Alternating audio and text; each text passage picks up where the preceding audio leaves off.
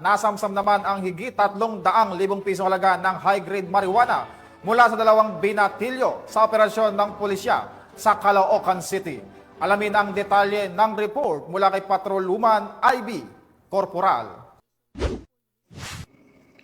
Matagumpay na naaresto ng Drug Enforcement Unit ng Northern Police District ang 2 binatilyo sa ikinasang bypass operation na nauwi sa pagkakasamsam ng mga high-grade marijuana sa number 47 Guadalupe Street, Barangay 83 sa Caloocan City.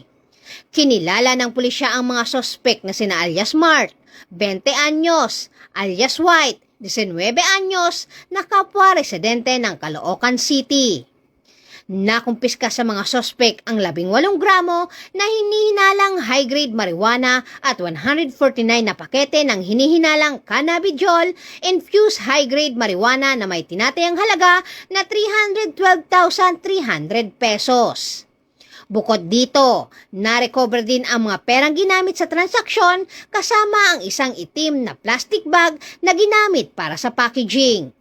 Ipinaalam naman sa mga sospek ang kanilang karapatan sa konstitusyon at ngayon ay nakakulong sa tanggapan ng Northern Police District Drug Enforcement Unit upang kaharapin ang kasong paglabag sa ilalim ng Comprehensive Dangerous Drug Act of 2002 o Republic Act 9165.